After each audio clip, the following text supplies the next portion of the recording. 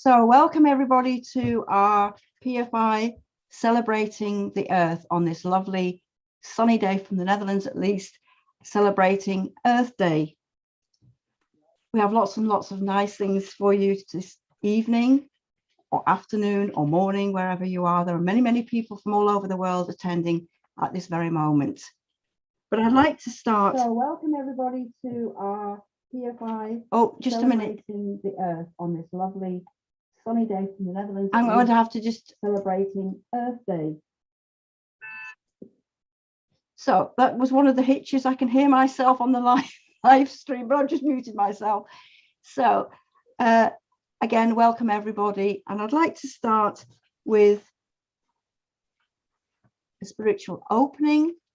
And the poem I've chosen is actually by Jane Yolen, who has been involved in Earth Day since at least 1995. So I'd like to recite this poem that she wrote as a way of honoring Jane Yolen and also all the people from earthday.org who have made this yearly event quite a global event, actually. So there will be lots of people from all over the world joining in with us.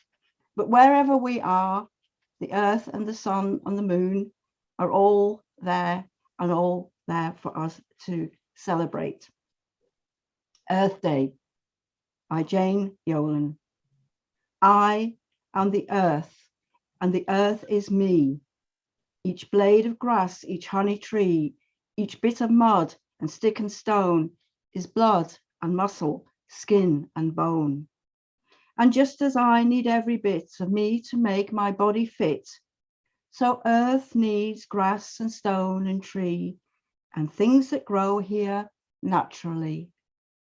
That's why we celebrate this day. That's why across the world we say, as long as life is dear as free, I am the earth and the earth is me. Blessed be. And without further ado, I would like to introduce Hilvert Timmer as our first guest speaker. Hilvert and I have known each other for a very, very long time, but like many of us, decided to start traveling, and he ended up in Bolivia. Hilvert, with a master in cultural anthropology, is a directive member of the Permanent Forum for Study, Research and Transdisciplinary and Ancestral Wisdom in Bolivia. He's a representative for PFI in Bolivia, so thanks a lot, Hilvert, for taking on this wonderful task of spreading the news of PFI in Bolivia. And he's also the co-owner of Quinta Conciencia, a center for permaculture and healing in the forest mountains in Bolivia. He's a healer in the Andes Amazon traditions for over 10 years, together with his Bolivian-Brazilian wife. He practices in the form of integral retreats, the law of master plants with patients of any kind, like physical, mental problems, addictions, confusions, and anxiety. He's an author of anthropological ethnobiological studies, for example, about the Andes cosmovision, indigenous wisdom and healing with power plants, studies about inner happiness, and more. The direction of many studies is to remember that we are nature, not a part of nature, but we are nature. And it's our task to learn how to take everybody on this wonderful journey. Hilvert, I'd like to hand the microphone over to you. Go ahead. Yes, thank you, Morgana. Hello, everybody from around the world. I see that you all come from different countries, from the north or from the south, especially from the north, as I see. That's nice. It's nice to talk to you again. Well, I'm Dutch. I was born underneath the sea level, but when I was like 25 years as an anthropologist, I was looking for indigenous peoples in the mountains. I really wanted to change, to make a great shift in life and to discover like the old lores, the old traditions, which had actually been lost or hidden in the north, no, especially in the Netherlands, which is so much a culture of uh, of exchanging culture that we actually lost like a proper antique culture. I was always involved, like my 20s more or less, in the neo-pagan movement. That's how we got close to with Morgana, studied together for a time, and that was for me actually, especially the what the neo-pagan movement brought to me. No, studying our origins, studying our roots. But since it's kind of dim, no, like looking in the antique history, I was looking for living indigenous peoples who are still breathing and living antique paradigms, no, as to say a paradigm which is like rooted in earth, which is still magical in all its sentences. And so I arrived to the Andes in Bolivia, a very unknown country, especially at that time. Today it has changed a bit because, well, we talk about it later, because Bolivia is actually proposing some new civilizatory processes and concepts that are totally getting us back on track again towards a caretaking paradigm of the earth. I studied there. I lived there. I started an NGO, and so I stayed like 10 years working with the Aymara and Quechua peoples, which is indigenous peoples of the high Andes Mountains, 4,000, 5,000 meters above sea level. So I was quite far off my own roots, but nevertheless, I was finding roots. I was finding like the old ways, as we always say in the north, in Wicca especially, at the old paths, the old ways. I was finding it there in the south, actually.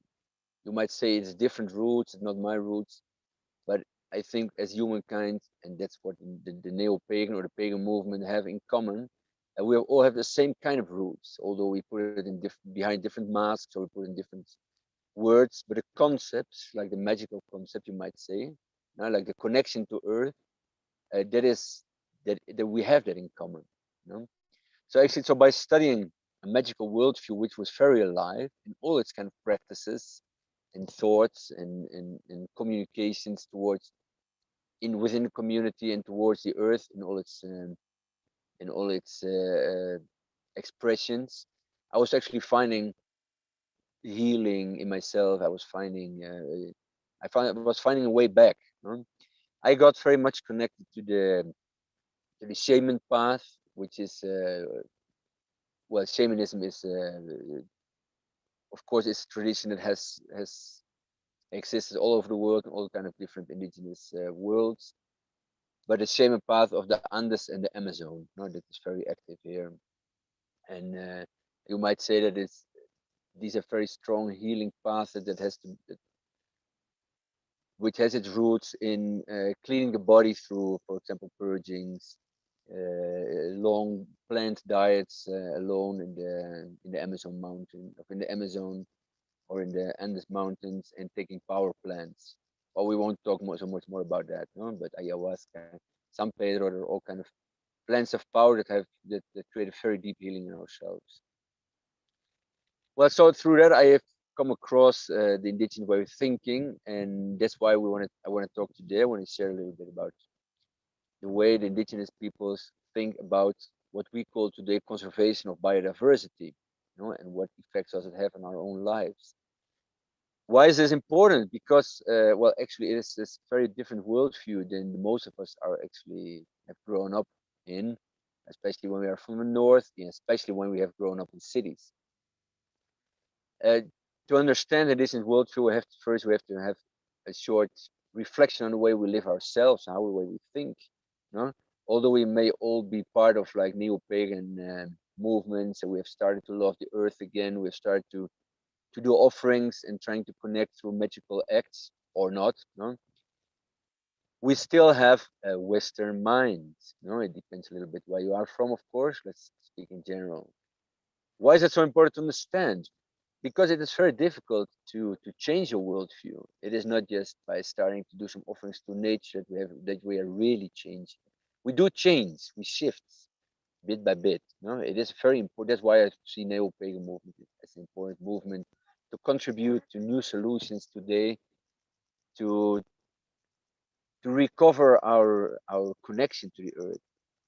Yeah, we are rooted in looking at history, looking at industrial revolution in like what we might call a mechanical and a market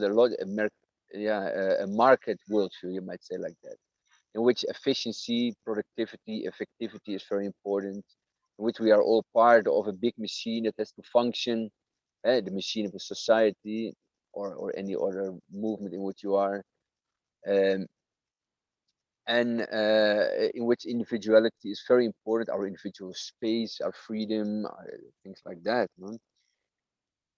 This has all led to the great industrial revolution, but as well to the paradigm, the worldview of unlimited growth, economical unlimited growth, a separateness of nature, in which we see ourselves as individuals and usually unconsciously probably, but superior to all nature beings. So if you look at like a triangle, we are at the top, and all the other species, animals, plants, etc., are underneath. You know? This is like logical effects of this way of interpreting the world. Right? We all have learned this from our parents, from society, etc. Yeah, if we are separated from the world, you know, if our inner world is separated from our external world, it's logical that we can actually we can exploit everything like as a resource for our own commodities. Well, that's more or less the way, in a very general way, the Western societies have been shaped, and that's the way how we usually think. And this is the very cause of the climate crisis that we're living today. No, unlimited consumism, contamination, etc., etc. Today, thanks to the, like as we say here, the virus, which means in Aymara, like the grand master virus of COVID, we're actually learning that health and freedom in community and happiness is not something that comes from the way that we are living usually. So if we start having a look on the indigenous worldview, we will see actually what we lost in the last centuries, which is still very much alive in indigenous peoples. Bolivia is 75% indigenous peoples. There are like 36 different nations living here. So this is very important to understand this, because from Bolivia comes a very new perspective as well on geopolitics, for example. Yeah, and so there are many people in the world this moment studying actually what we're doing here. The indigenous worldview, as I said, is like a magical worldview. It's a worldview in which humans are still living in a living world. Everything is alive. Everything has a gender. Everything, like as well, rocks, trees, mountains, rivers. Everything is still alive and has an own spirit. Yeah? This is not just a concept. It's the way, really, the way everything is perceived, and the way the human beings here are relating to their environment, to their surroundings. This is very important to understand. No, it's a not separate world. Everything is still connected. We might call this in like esoterical terms the law of unity. Everything is connected to everything else. At the same time, you might see it as like the vertical connection. There are different worlds. The world above, the world above with all its spirits and etc. As well, the mountains, the clouds, the sun, the moon. The world where we live with the plants, the humans, and the trees, and the world below, which is like which are physical places here on Earth, you know, like mines or water that's not moving anymore, which is toxic. Yeah, there are also kind of spirits as well living there.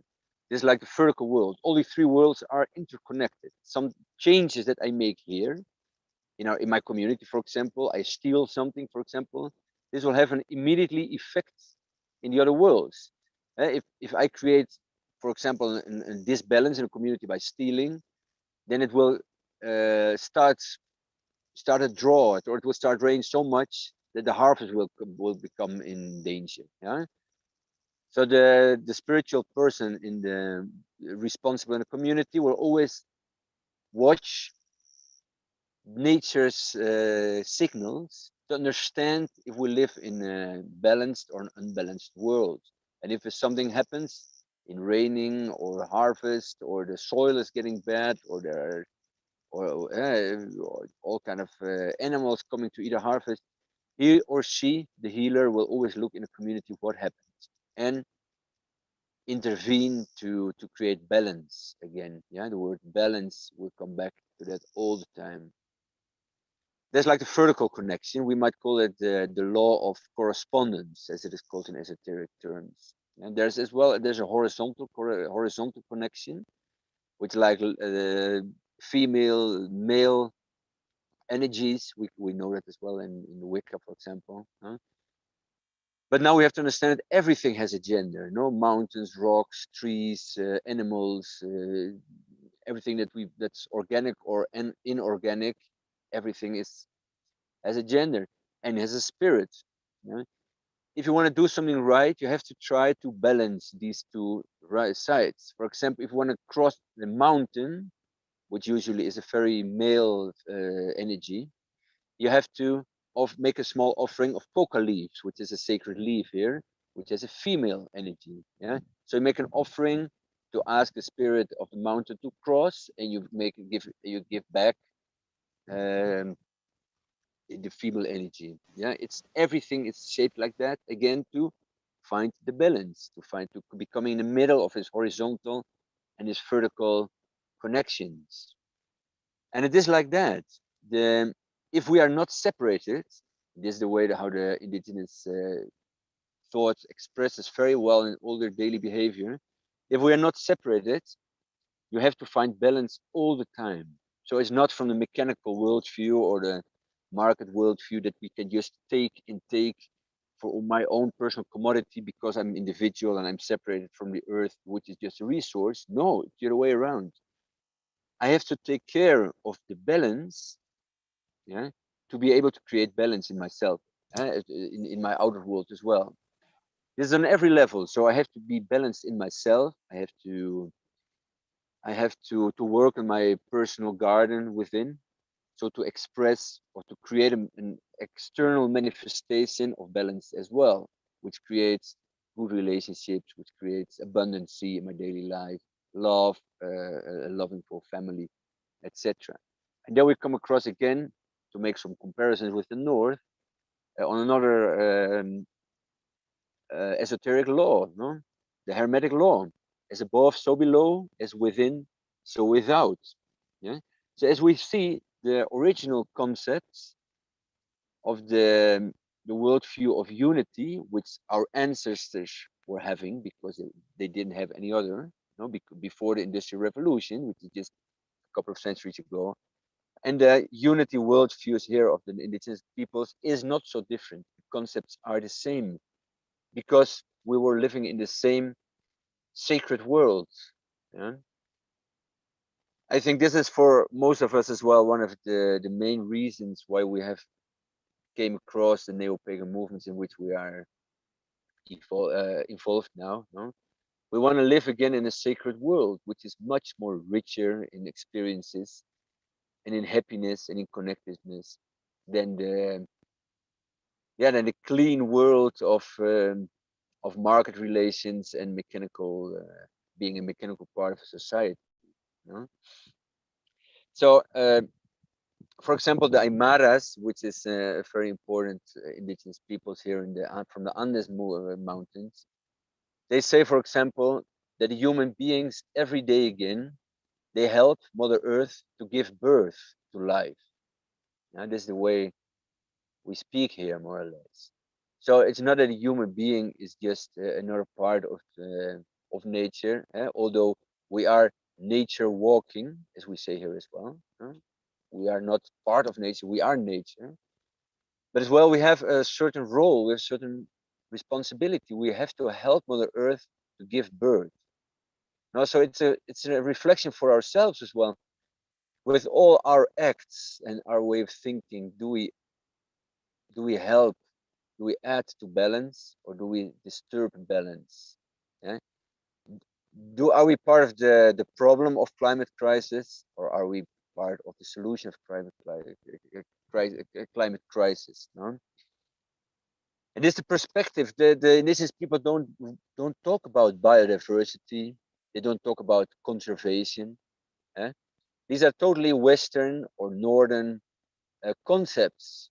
Again, rationalizing, conceptualizing uh, an act that we should do for our external surroundings, more or less. No, so it is very difficult to put like indigenous worldview and a magical connection in like scientific or development terms. No, immediately, since words, the way we use words, we use language, is a separation of words. Yeah, we don't talk in concepts like the Japanese or like the indigenous peoples. We like every word has a certain meaning, and if you put words, one word behind the other, you create a sentence. Yeah, the indigenous language does not work like that. One word do have a whole scheme and whole sentence in itself as a meaning, like it's an image, it's like a photo. You know, the Japanese has as well, or the Chinese I think as well. So our way of conceptualizing a relationship to nature is already based in separateness, more or less, you might say. Well, we do need a language to dialogue, not to convert, to be able to speak with each other. So let's use our languages, but let's never forget that the way we speak is already conceptualizing something very alive. No? How do we do this in Bolivia? Why is Bolivia in that case so interesting? Because we have an indigenous government since like 50 years ago, and everything changed because the government, the people in the government, have started to try to put the indigenous knowledge, indigenous wisdom, and connection to nature, being nature, in politics, in words, in tools for national management, you might say it like that. And all kind of tools have been developed, all kind of concepts which has been very much studied these days, especially by foreign countries. Yeah? For example, one of the manifestations of this is that in the United Nations, Bolivia have achieved the acceptations of the rights, uh, the law for the rights of the law for the rights of Mother Earth. Huh? Wait a minute.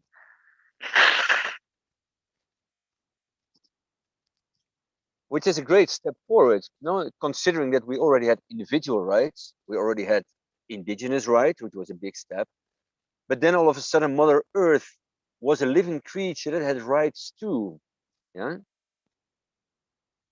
Nowadays, today, just last week, we participated, for example, as well in the creation of a law for the defense of Mother Earth here. Very concrete, you know. This is all necessary because there are a lot of very great contradictions here in being able to live together with Mother Earth in a very harmonic way.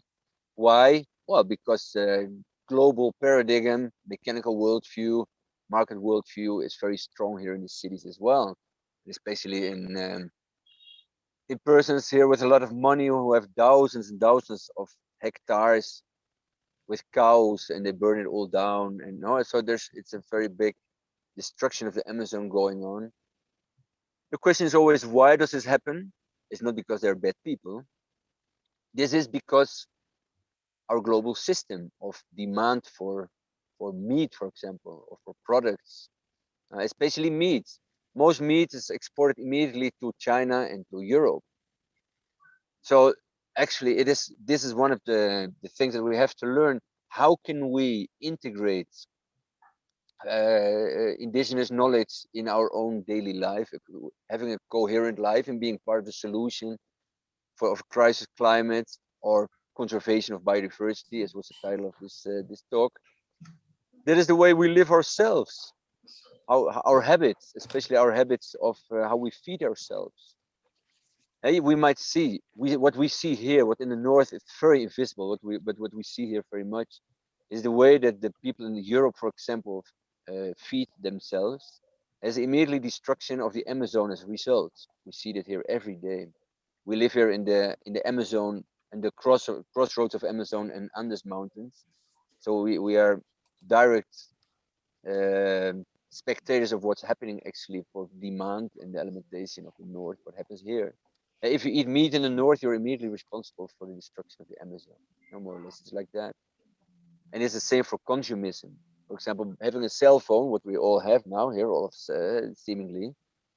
This means the destruction of the salt lakes in the southwest of Bolivia, for example, because it's the biggest place of lithium, which is the indispensable part for cell phones and computers, for example. Yeah. So if we want to look for balance, we can do two things. One, what we can learn immediately from the indigenous worldview. One is really reflect on how we live. Understand that everything you do or buy or use, it has an ecological and water footprint. That means it means destruction in some part of the world. Right?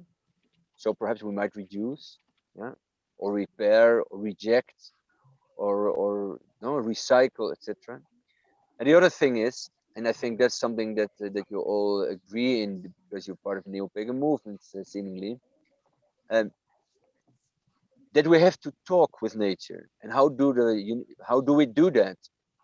What I was telling, if we are unseparate from nature, if we are nature, we have to observe the signs, through crisis climate, for example, but as well through unbalances in always that's being manifested in our own surroundings, because that's the way nature talks to us. Reading the signs is how we can listen what she actually says. And how do we respond? Now, for example, through offerings, making offerings, through saying thanks, through our efforts. The way the indigenous peoples usually respond is through rituals, through starting the harvest, the different seasons, the moon is not so much, but especially the solstices and the equinox, for example, are very important. The start of the harvest, the first flowers that blossom, every August, for example, is the month of Mother Earth in the Andes, and then a lot of people are doing diets. They don't work on the soil. They only give offerings to the soil. They prepare the soil, but very softly. Yeah. So the ritual part, or offering coca leaves, things like that. No, the ritual part, like responding to the earth, as well in a magical way as well as we are listening. Yeah, this is very important, and I think this is a very important explanation why neo-pagan movements, the recovery of ritual is so important, because it's actually a recovery of the how do you say that, of our sensitive feelings towards the earth are recovered. No?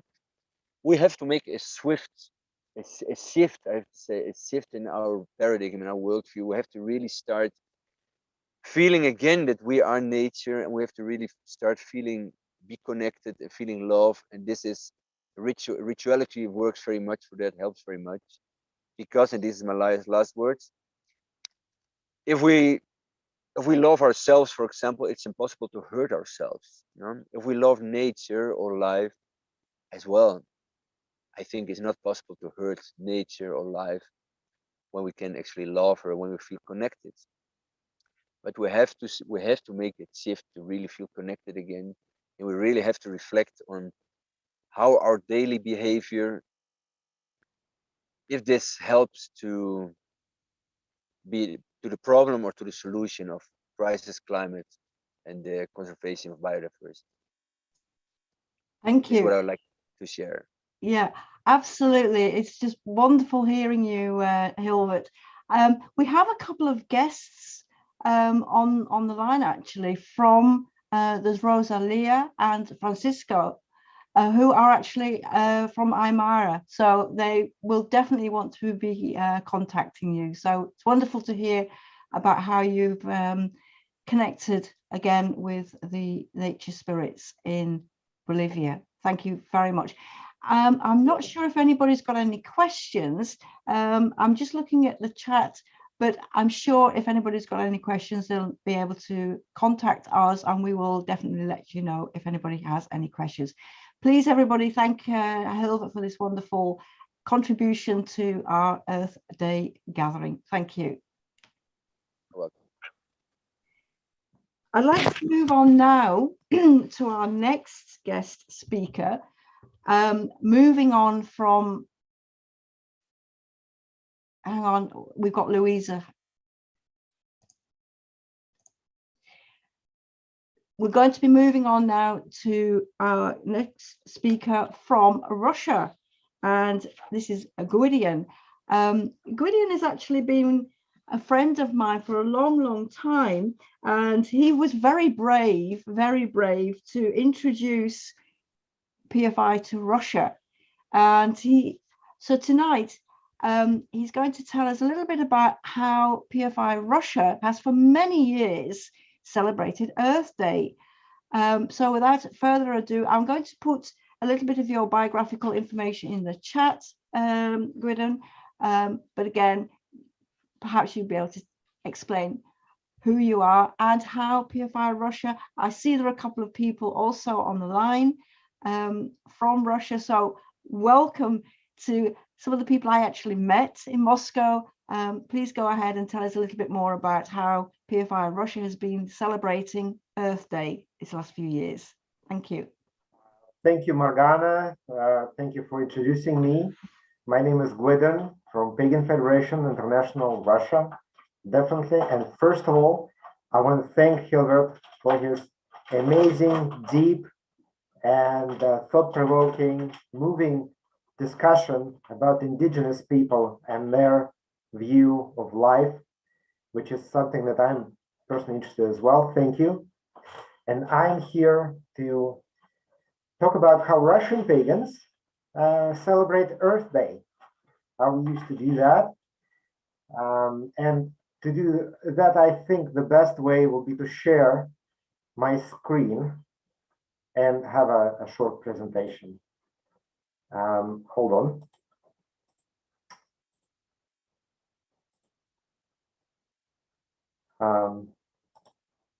Is that something that everybody can see? Right. So, yes, it's well seen. Okay, perfect. Thank you. And indeed, a couple of Russian pagans are on the line as well, and they're listening to us. Polina and Anastasia. They participate in our pagan pub modes and come to pagan events quite a lot of times. So PFI Russia really is turning 12 years old this coming year. And we've had lots of fun along the way. Gwiddon, just a moment, a technical, at the moment, can you go to full screen? If you go, click on slide, yeah? Right. A little bit more. It doesn't go any taller. Go to slideshow. I'm really bad with this. Sorry. Slideshow. Okay. Slideshow, there you go. And then go from the beginning. Exactly. Click. Okay. Is this better? Yay! Thank you. Perfect. Thank you. My apologies about that. I'm sort of bad with technology. So let's go forward.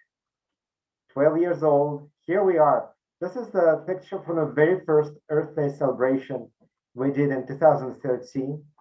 The idea is very simple. We pick a park in Moscow and we go in and pick up trash and litter. That's something that people left in there after they had their picnic. And this is just that. PFI provides bags, garbage bags and gloves, and everybody joins in. Don't have to be a pagan to join in. You just have to enjoy yourself. The concept is very simple.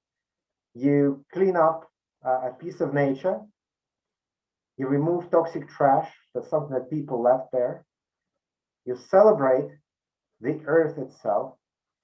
You give an offering, an offering of love, of labor of love, not just some incense or good words, but actually actions.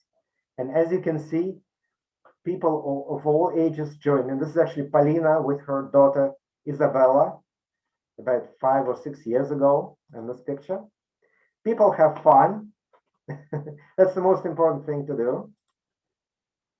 And what I find important is there's a spirit of community that emerges. After people actually do labor together, without expectation of profit, without expectation of praise for most of the part, just because they want to share. I noticed that people start getting in touch with each other. They're actually making friends a lot easier at action days like this rather than at Pubmut.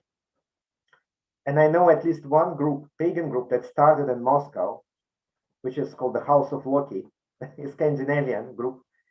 Members of that group met at this particular Earth Day that I'm showing the picture of. They met there, they liked each other, and eventually they decided to practice each other with each other and started their own pagan group, which I found was wonderful. And this picture we just took last Saturday when we had our Earth Day in 2021. So this is Earth Day 8 years later. I would like to also stop this for a moment and share with you the video that one of our good friends, Paulina, made. I hope people can actually see this. Hold on. How can I make it bigger? Sorry. 1 second. Maybe I can. Can you actually link with a YouTube clip directly from YouTube? It's usually better. So stop sharing this presentation and then go to YouTube. Okay.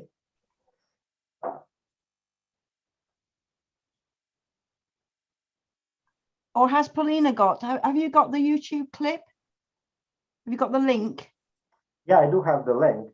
Here's the link. Okay. I mean, well, I don't know what's the best way. I put it in the chat box for people to see. Well, hang on. I can probably share it then.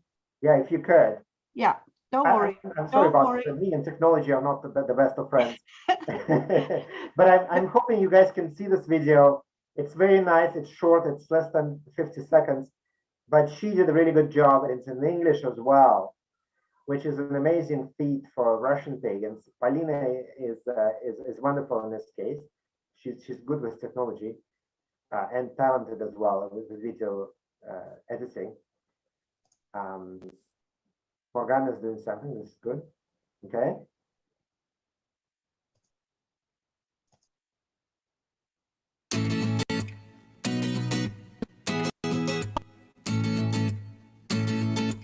Hello friends, my name is Paulina, also known as Parnadam, and I would like to tell you about the big Pagan Cleaning Day that took place on April 17th in Moscow in this year. Every year in the spring, the Pagan Federation International activists gather pagans of different traditions to clean the forest and honor nature together. We invite you to join our initiative next year. Join us at the Cleaning Day or organize a Cleaning Day in your city. Live long and prosper, and blessed be.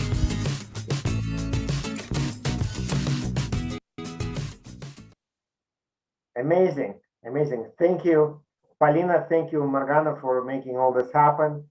And this is the most important message we wanted to share with you today. I'm hoping some people will get inspired. It's very easy. Just pick a spot that's near your home and make it a little cleaner. I'm not sure in different countries, maybe your forests are clean. I don't know. But in Russia, they're not very clean. So I think this is something that's easy to do. We do it once a year. It's almost costs nothing. And we have lots of fun. Fresh air. We see lots of animals. And in a way, for many of us, or for me personally as well, this is the first time we've been in a park since the fall equinox ritual that we usually do. Because in the winter, it's not the best idea to spend rituals in the winter. And for my personal sort of satisfaction, it's also the very same forest that I go to for my ritual needs. So, it's really a selfish thing. I want the forest to be nice. Unfortunately, we got lots of people who like to have picnics in the forests, and they leave lots of bottles and non-biodegradable trash. I know we are not going to clean the park totally. We will never be able to clean 100% of trash. That's not the goal. The goal is to be able to do something about it, something tangible, to share it with other people, become a community, and also have fun, fresh air. And we actually had quite a few people usually join in, not this year because it's the quarantine year, but usually we have people walking by in a park, looking that we are picking trash, asking what are we doing, and then saying, can we help? And they pick up the bags, we give them the gloves, and they go and they pick up trash. They don't care if we are PFI or not, or whatever paganism is, they don't care. They just simply get inspired and say, well, that's a nice idea. Let's us all join in. And this was wonderful. So I would like to just say thank you for having this opportunity to share this. Okay. Well, thank you, Gwiddon. It's been absolutely amazing. I mean, just think many years ago, I mean, the technology has really made it possible for us to join together, of course, and PFI has always been cyber savvy. So let's continue this tradition. And I'd also like to thank the Pagan Federation as well for joining us with us this evening. Jan is with us, and it's been great. Again, it's also nice to mention we've also got people from PFI USA, Poland, Louise is with us, and also people from the Netherlands, of course. So that's absolutely wonderful. Has anybody got any questions? Yeah, there's a question in the chat for Gwiddon. This sounds really positive. Do you think it is improving relations with local community? Yeah, that's a good question, because we, in terms of the local community, we have a number of activists who are working to protect this particular park. It's called the Bitsa Park in Moscow. And actually, there's been a lot of activity now around this park because local authorities, they want to develop the park into something that's more industrial friendly, which is something that we are fighting against. And it's usually in the form of protests that people organize via Facebook.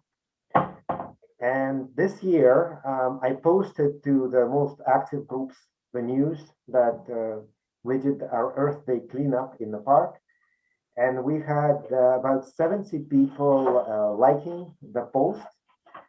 I don't have any immediate feedback from them yet, but so far it looks like regular people, somebody who's concerned about the park, they are enjoying this idea, and I'm hoping next year maybe they will join us. Generally speaking, in Russia, paganism is very low profile. People just don't mostly know that it exists. It's very marginalized. But so far, I was surprised, because usually, people don't really have a crossover between the normal, regular society and our pagan groups, but now we do. Great, thank you. That was the only question I saw. Yeah, excellent. Thank you. Actually, I'd just like to mention that the event page on Facebook will still be open. So if any of you have anything to share, also of a political nature, how we can continue activism within the environmental, there's lots and lots of, today we have this word ecocide. There are lots and lots of people who are extremely concerned, and especially in the Amazon region. I think Hilvert will be able to tell us more about, but we certainly know in places like Ecuador that's, you know, there is so much environmental crime going on at the moment. So if any of you have anything you would like to share on our event page, please do. Which just reminds me, I don't think Antonia is with us at the moment, but she wanted me to mention today something that's happening in Portugal. PFI Portugal is also active, but one of the things we keep seeing time and time again about lobbying is so difficult. Antonia was just telling me a couple of days ago that the problem in Portugal is that people are actually selling land or selling trees for literally nothing. And she was asking if there was a way we could actually lobby and try and stop or at least advise the Portuguese government that felling trees are actually extremely unacceptable, in the sense that not only are we robbing pristine forests of their existence, but also trees, as we know, really help to stop a lot of erosion. So I'm going to be posting on the event page a little bit about what's happening in Portugal, and Antonia and I are looking for any advice as to how we can either make a petition, or if anybody's got any kind of experience as to how to lobby local governments, then we would really like your help. Some of us are not used to this. Again, in the European Union, we have ways and means, but it would be good to hear from other people how they have also you know, started campaigns. So please go to the events page and I'll be posting a little bit about the situation in Portugal. Any more questions, Catherine, for Gwiddon? Yes, I have one more. Let me back it up to the beginning of the question. Environmental activism is very often also a political activism. Right. Is it possible to ask, is it possible to ask for a change on the political level in Russia? Wow, that's a loaded topic, really. Yes. Is it possible? Yes, it's always possible. It depends on what you're going to get as a result, really. Yeah. Any political activism is very much dangerous at the moment. Very dangerous. People get beaten up, thrown in jail. This is, I mean, we're, I don't know, we're marching towards a Nazi state, unfortunately, at the moment, and we don't have any tools to protest except to get beaten up and thrown into jail. So unless people are willing to do that, and I am not, we don't raise political discussions at the moment. And actually, we at PFI Russia are trying to stay as much away from politics as possible, even though, as I'm often told by certain people in power, anything we do is still political. Because anything we do, even cleaning up the parks, is also a political statement, which means the authorities are not enough to deal with this problem. So anything we do is a reflection on them. That's what they think. Anyways, so would be wonderful. I'm sure there will come a time when we can proudly say that this is a democracy now, and we have human rights now. I'm sure this will happen, just not today or tomorrow, soon. Well, we'll definitely keep an eye on, again, we know that some countries have adopted rivers and areas and given rivers you know, rights as living entities. So we'll definitely be watching this kind of what's the situation like in Bolivia, Hilvert? Did you mention did you mention that the rivers are regarded as being living entities? Yes, the rivers are seen as living entities, of course, but of course not by everybody. No, we see a lot of destruction of the Amazon forest, which is really a great issue here, and usually this is done by a few individuals who have many acres of land, thousands of acres, which usually agrotoxic agriculture, monoculture, cattle breeding in great numbers, and things like that. Yeah. But again, what I said, it's very easy to think about, to point the finger to them. They are the bad guys who are or the government should control them better. They're the bad guys. It is not like that. I see it as a chain. Why do they do it like that? Why do they burn down the Amazon forest? Because there's a great demand or for the products they make. No, almost all products in the north as well have soya, for example. That's usually that soya that comes from here, and it's usually how do you say that, the lab seeds, no, from the laboratory, which can only grow with a lot of toxics, agrotoxics, and things like that. So the soil is really the Amazon is really turning into desert bit by bit. No? We are all responsible, no? If we do not see that, and I have seen that in the north, it was always neglected. Nowadays, finally, they're talking about new laws, no, to not import deforestation of the Amazon forest. It's still in laws, no? Really, the change starts in ourselves. We have to be the world that we like to see. We have to start changing our own habits, and then the Amazon can keep on growing, and the spirits of the rivers can rejuvenate and can regenerate the spirits. Absolutely. Catherine, I've just sent some quick message. There is a lovely message from Rosalia. Would you like to just recite what Rosalia has? She's on the call, but she's Spanish speaking, and she always finds her English. Her English is great, actually. But Salette has put a translation. So if Catherine would like to read it, thank you. As I find it, it starts. Happy Mother Day. Okay. Have you got it? Getting there. Oops. I went all the way to the top of chat and I need to now go down. There it is. Okay. I have it. So go ahead. Happy Mother Earth Day. Today my heart woke up happy.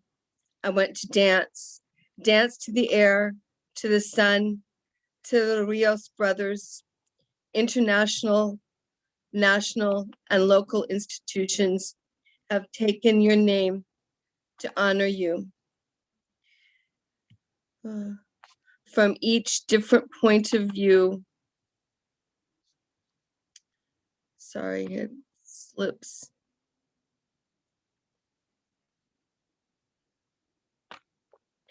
Someday the world will understand that your spirit is our spirit.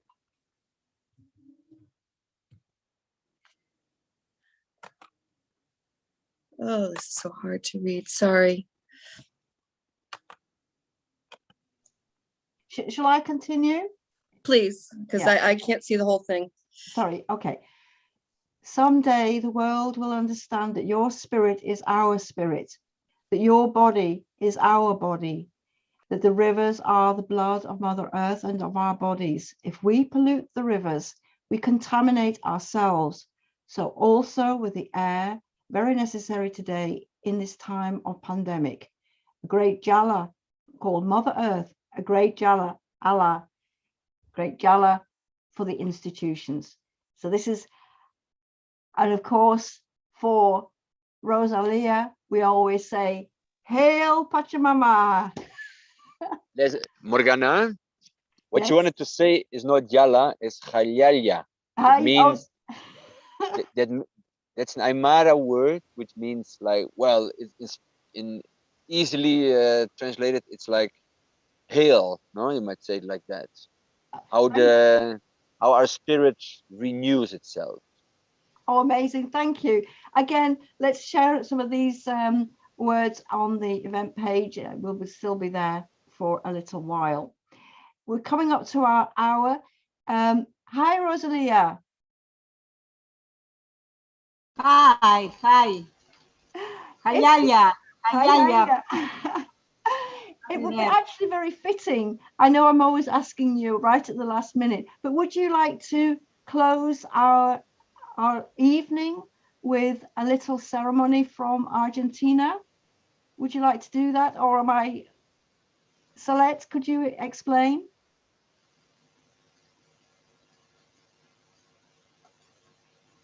Okay.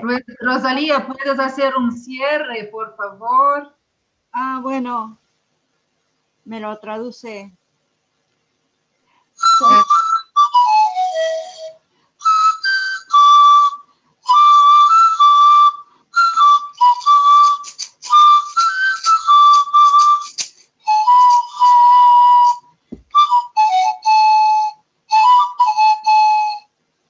Hayaya, Madre Tierra.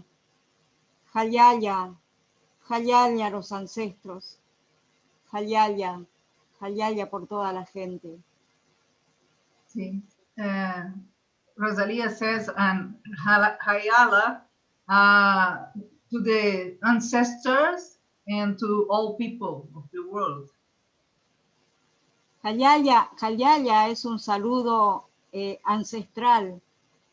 La palabra Hayaya tiene una fuerza espiritual. Cuando uno larga los deseos al universo, vuelven en mucha abundancia. When we say these words to the universe, we become many gifts from the universe. Hayaya Morgana. Hayaya.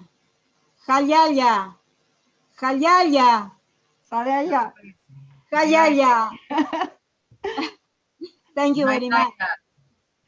Thank you very much, Rosalia. And again, we'll see each other definitely online sometime. But thank you for joining us this evening. It's been absolutely wonderful. I would like to close the meeting now, but we will be staying online if anybody would like to just join us for an open meeting, but we will close the meeting now and wish everybody a wonderful, happy Earth Day. But Earth Day is every day. So blessings to you all, and we'll see you next year, maybe from Russia. Thank you, everybody, and good night. Thank you. Goodbye. Thank you. Good night. Blessed be. Blessed be. Blessed be. Thank you. Have a good night. Blessed be. Thank you. Blessed be. Thank you, Leslie. Gracias. Halyalya. Thank you.